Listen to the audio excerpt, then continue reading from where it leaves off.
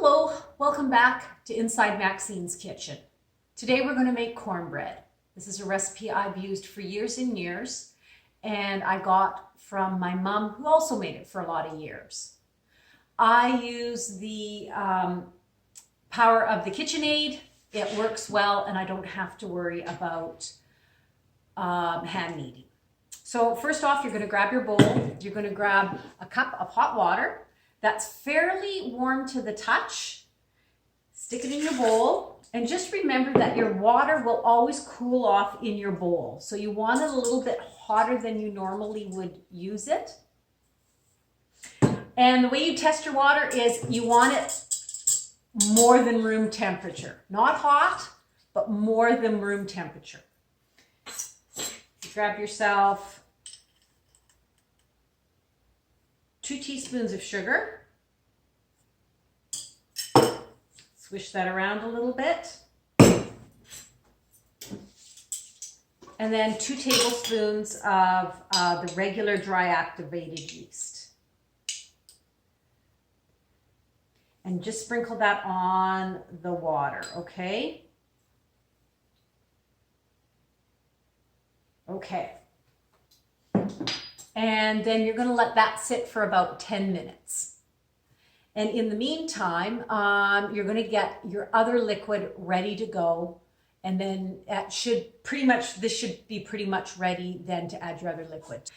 So in my 2-cup measure, I have added half a cup of butter and half a cup of honey. And then I'm just going to melt it in the microwave. So I've gotten 1.5 cups of milk. I've melted my butter and my honey together, and then I'm going to add one to the other.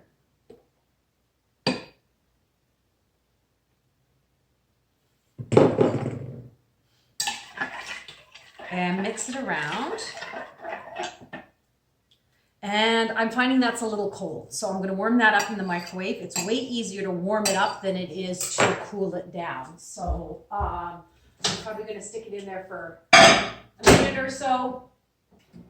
And make sure it's that nice, warm, a little bit warmer than warm temperature. Okay, so now that I've got the milk and the butter and the honey all at about the right temperature, I'm going to add the salt into the milk. This was something I have learned through trial and error, that you do not add this directly to your yeast because it somehow affects your yeast. So give that a bit of a stir. I happen to have a knife in my hand, so.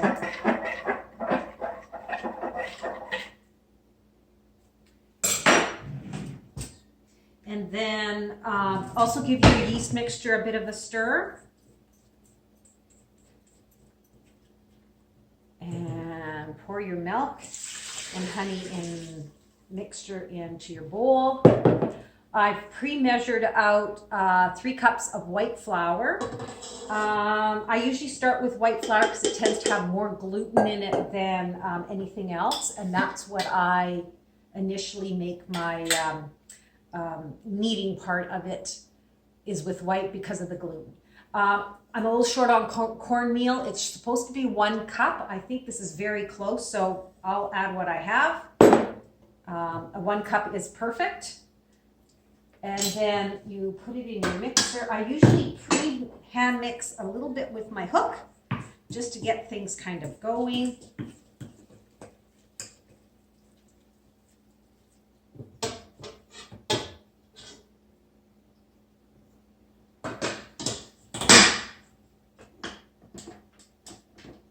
Attach your hook, and then you just let that go for 5 to 8 minutes.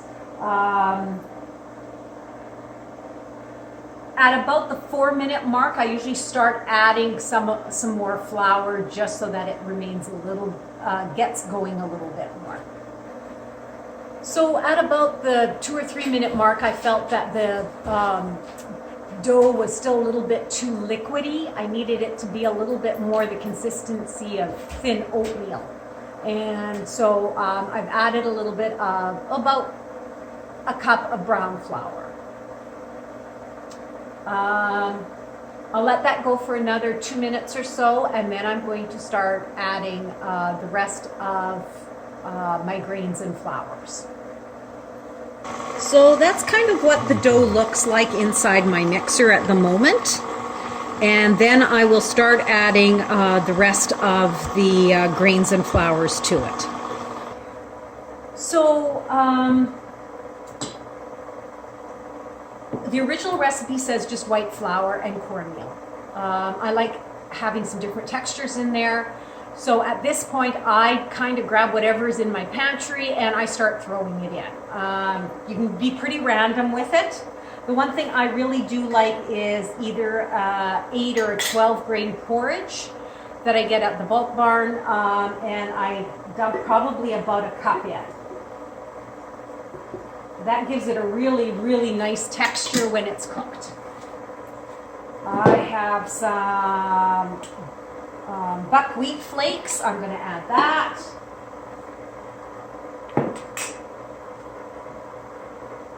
You should probably add a little bit at a time. At least for my mixer, it's better if I just add a little bit, let it mix up, and then add a little bit more, let it mix up.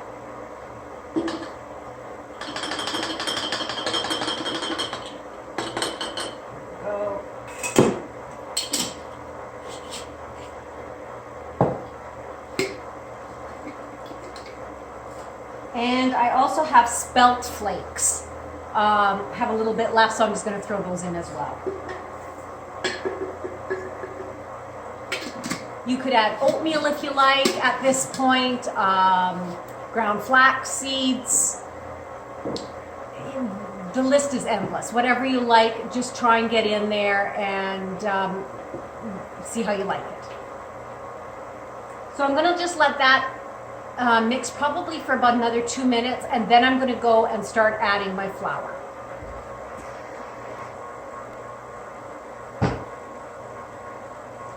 Okay, that seems to be mixed up quite well. So now I'm going to just add, because I'm kind of done adding the amount of grains I want, I'm just going to add white and brown flour as I kind of see fit. So because I've added a fair chunk of white at the beginning, I'm going to add a fair amount of brown flour now. And I just slowly start adding that. And if you have young children in the house, this was a great activity that my kids loved. I put the container of flour on the counter and I give them a tablespoon, and I just let them put a tablespoon in at a time. And between the mix, or the beaters going round and round and them doing this, it was just an activity they really liked. And it made really, really nice bread because it took a long time to add the flour in there. So yeah, just a nice little activity, especially if you're home with your kids.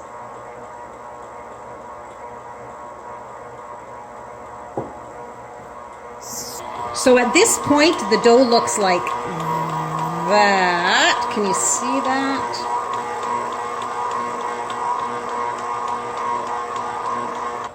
Okay, and now I'm just going to continue to add the brown flour until the dough gets to a point where it's not sticking to the side of the bowl anymore, and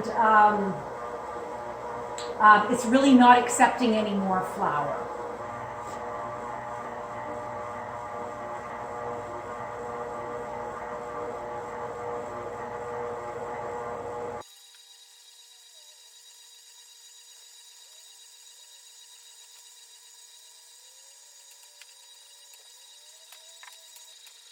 So I've continued to add flour to my bowl, mostly brown. I find that at the end it's not flying out of my mix master quite as much as the white does.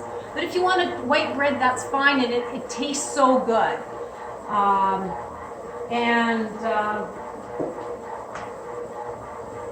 Yeah, it seems to be working just fine. And I'm just going to add a little bit more, and then I'm going to take it out of the bowl and then hand knead it just a little bit to make sure that it's not too sticky. And okay, so I think it's pretty much done. there's a little bit of extra in the bottom of my bowl. It just doesn't seem to be incorporating into it. And what I find often is that the bottom of the dough is dry, but on the top of the hook, it's still a little moist because it just doesn't have the room in the bowl to make its way to the bottom. So that's why I hand kneaded it a little bit. So that little bit in the bottom of the bowl, I'll just stick on the counter.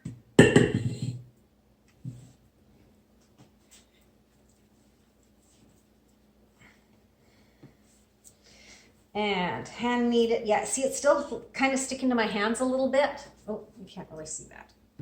Okay, so it's kind of sticking to my hands a little bit. So I'm just going to put a little bit more flour into it and gather up what's on the counter. And then it feels pretty good to me. Yeah, it's not really incorporating a lot more flour into it. I don't know how they did this back in the old days where they had to do everything by hand. My gosh, the women must have had huge muscles on their arms. Who needed the gym? They just made bread every day.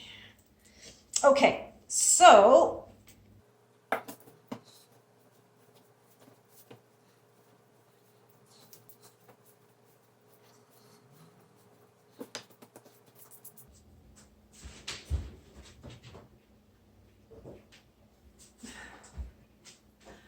then I've grabbed my oil and I'm just going to put, about a tablespoon in the bottom of my bowl. I'm going to throw my dough into it, kind of mish it around a little bit, and then flip the dough that has the oil on it, flip it over so the oil side is up, and that helps keep it from drying out at while it's rising, okay? So I've grabbed a tea towel. I'm going to put the tea towel over the bowl.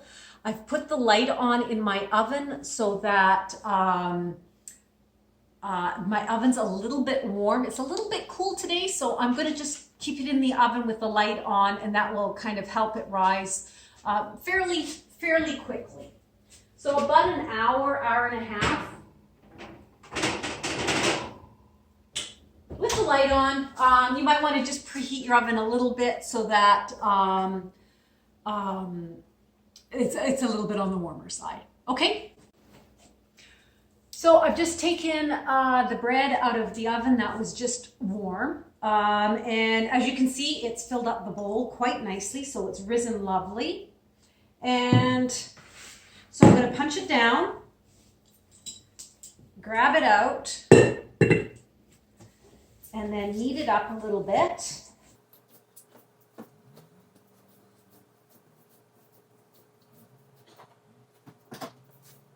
Okay, so today I'm using two different loaf pans. This is your basic traditional loaf pan. And then this is a different shaped one. It holds the same amount, but the bread tends to be just a little bit smaller, and then of course you get more length with it. Okay? Then you're going to take your oil brush. I usually keep a bit of oil in a jar with a brush because it's so much easier to apply to, pardon me, so much easier to apply to pans and to frying pans, all that kind of stuff. And so you're just going to oil everything in your pan.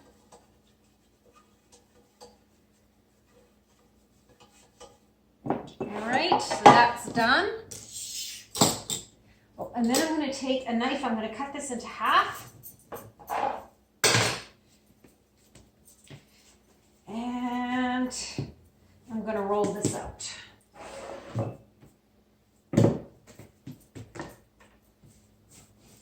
So you want to get kind of the shape of your pan.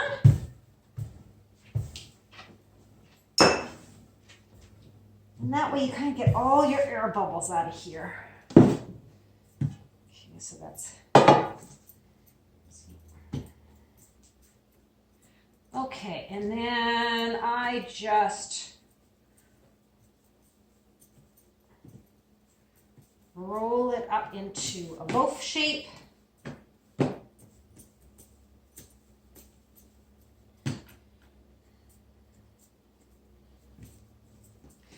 bottoms so the seam is together, and throw it in your loaf pan. Okay, and then the next one, you do the same thing too.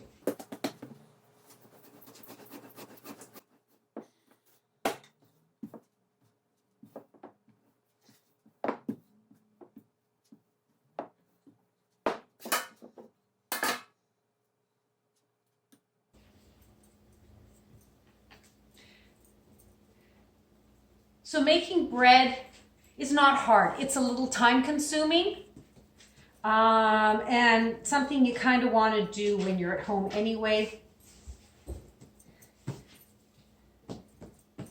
So now that loaf's a little bit skinnier and longer, just like my pan.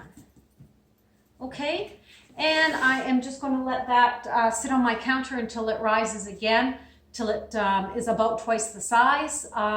About an hour. I'm going to throw it back into my warmed oven, and that shouldn't take quite as long. So I've just taken the bread out of the warm oven, and I've preset my oven to 375, and now I'm just going to throw them in the oven. As you can see that they've almost doubled in size. They will rise a little bit more in the oven. Bake them between right around 30 minutes at 375.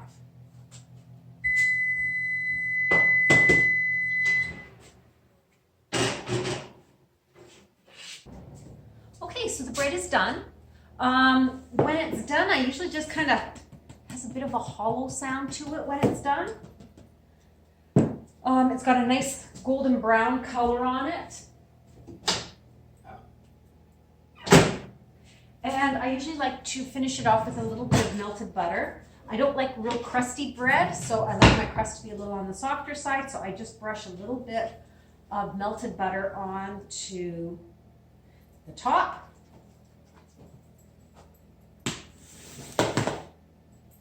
And then your bread is done. Take it out of the pans, let it cool for a little bit. It is very hard to cut when it's this hot.